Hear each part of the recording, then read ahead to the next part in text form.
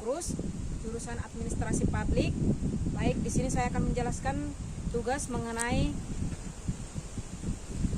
lingkungan hidup yang berjudul pencemaran air. Pengertian pencemaran air.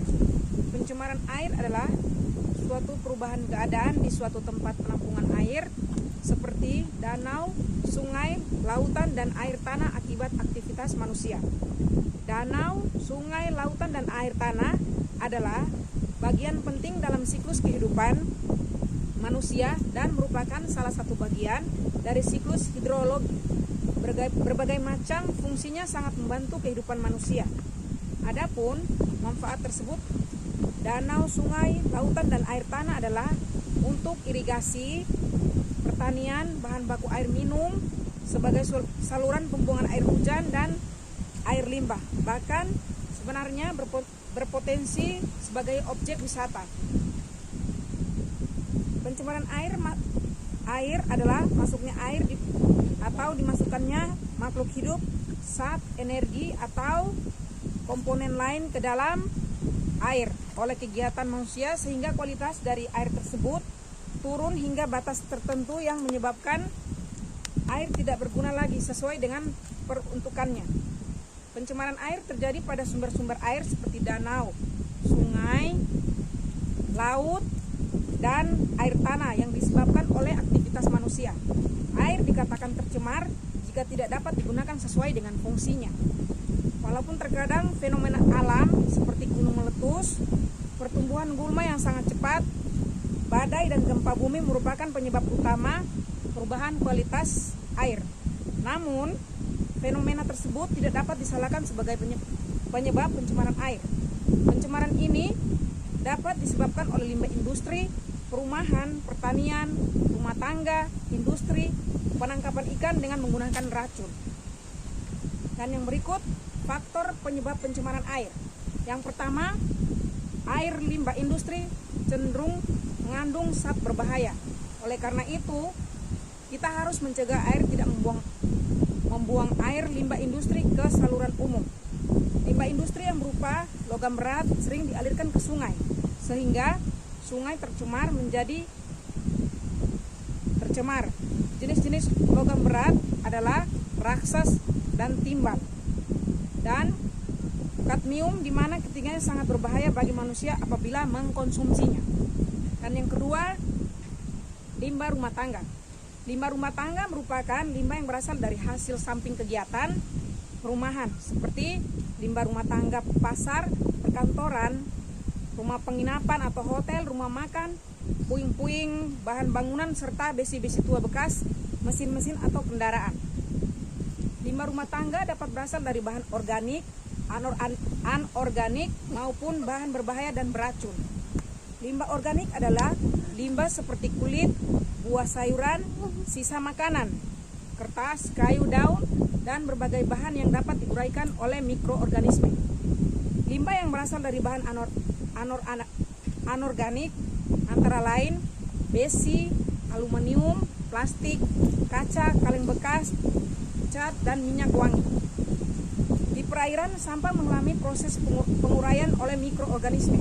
Akibatnya, penguraian tersebut, kandungan oksigennya dalam perairan juga menurun. Menurunnya kandungan oksigen dalam perairan akan mengurangi kehidupan bio di dalamnya. Yang ketiga, limbah pertanian. Air limbah pertanian sebenarnya tidak menimbulkan dampak negatif pada lingkungan, namun dapat digunakan fertilizer sebagai pestisida yang kadang-kadang dilakukan secara berlebihan.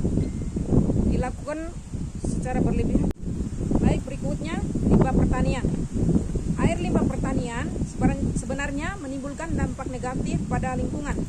Namun dengan digunakannya fertilizer sebagai pestisida yang kadang-kadang dilakukan secara berlebihan, sering menimbulkan dampak negatif pada keseimbangan ekosistem air.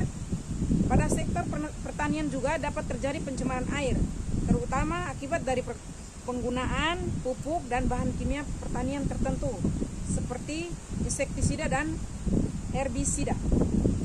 Dan berikutnya, dampak pencemaran air terhadap lingkungan. Yang pertama, penurunan kualitas lingkungan.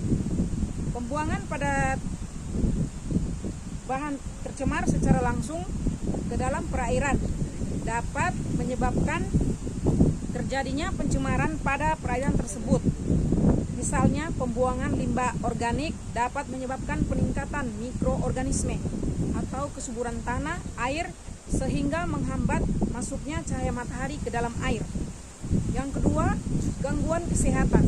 Air limbah yang tidak dikelola dengan baik akan menimbulkan berbagai penyakit karena kemungkinan air limbah tersebut mengandung virus dan bakteri yang menyebabkan penyakit.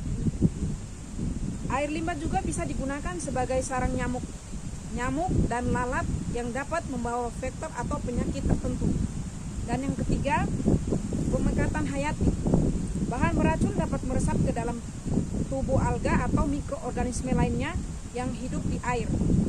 Selanjutnya, hewan-hewan kecil akan memakan alga tersebut, kemudian zooplankton akan dimakan oleh ikan-ikan kecil dan ikan berserakan memakan ikan yang kecil. Apabila ikan-ikan besar tersebut ditangkap oleh manusia dan dimakan, maka bahan beracun tersebut akan masuk ke dalam tubuh manusia dan akibatnya bisa busuk. Dan yang keempat, mengganggu pemandangan. Kadang-kadang air limbah mengandung polutan yang tidak mengganggu kesehatan dan ekosistem, tetapi mengganggu pemandangan kota. Meskipun air yang tercemar tidak menimbulkan bau, perubahan warna atau air mengganggu pandangan mata kita. Hal ini tentu mengganggu kenyamanan dan keasrian kota. Dan yang kelima, mempercepat proses kerusakan benda. Zat air sebagian limbah yang mengandung zat yang dapat diubah oleh bakteri menjadi gas yang dapat merusak seperti H2Z. Baik, di sini saya akan menjelaskan mengenai faktor pencemaran air. Pertambahan polusi yang meningkatkan diikuti dengan kebutuhan yang bertambah ternyata menjadi salah satu ancaman adanya pencemaran air. Salah satu contohnya produk kebutuhan rumah tangga, yaitu deterjen. Hasil sisa cucian pakaian ini dibuang langsung ke sungai. Hal ini menyebabkan air sungai menjadi tercemar. Tapi apa saja sebenarnya faktor pencemaran air itu? Pencemaran air merupakan perubahan zat atau kandungan di dalam air yang menyebabkan kualitas air menurun, di mana penyebab pencemaran air sebagian besar disebabkan oleh ulah atau aktivitas manusia. Baik, demikian penyampaian tugas dari saya. Kurang dan lebihnya saya mohon maaf. Assalamualaikum warahmatullahi wabarakatuh. Selamat siang, terima kasih.